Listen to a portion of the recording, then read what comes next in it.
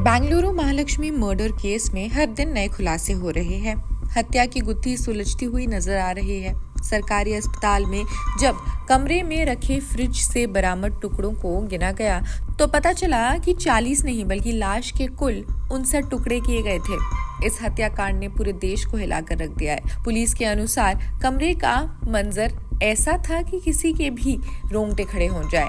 Fridge में से कीड़े निकलने का दावा किया गया। इतना ही नहीं, लाश के टुकड़े सड़ने के कारण कमरे में भी कीड़े रेंग रहे थे। पुलिस जब कथित तो मंजर देख हैरान हो गई।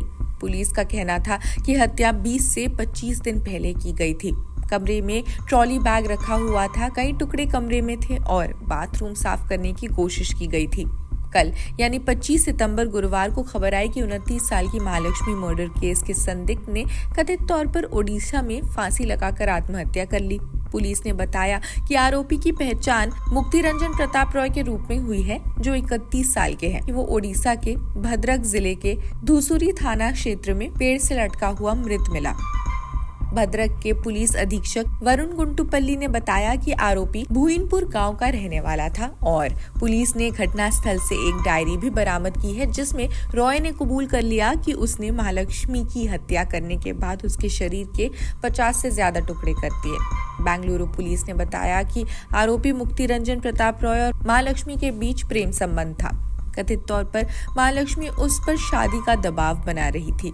इसे लेकर दोनों के बीच अक्सर झगड़ा होता था और इसलिए आरोपी ने उसकी हत्या कर दी। बेंगलुरु पुलिस के अनुसार रॉय और महालक्ष्मी एक कपड़े की दुकान में काम करते थे और वहीं उनकी मुलाकात हुई, जिसके बाद वे दोस्त बन गए।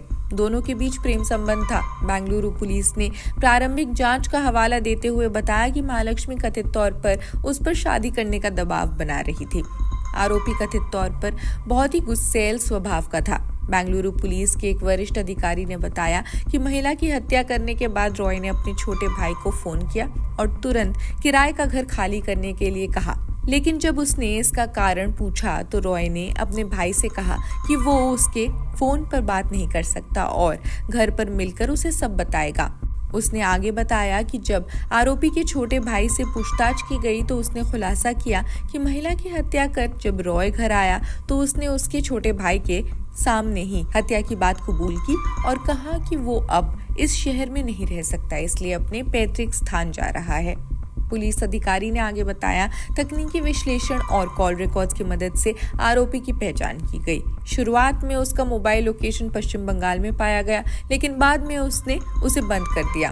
हालांकि बाद में तकनीकी निगरानी से भी ये पता चल गया कि वो ओडिशा के गांव में रहता है। उसे पकड़ने के लिए वहां एक टीम भेजी गई। उसने बचने के लिए ओडिशा में जगह बदल ली। बता दें कि अब पुलिस मौत के सही कारण का पता लगाने के अंतिम पोस्टमार्टम रिपोर्ट का ही इंतजार कर रही है।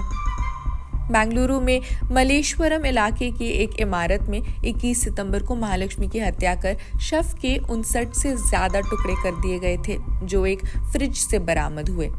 And one individual has also been they say he's the one, but unless we collect more information, we can't really say. He's from West Bengal, they say. We'll say as early as possible we'll secure.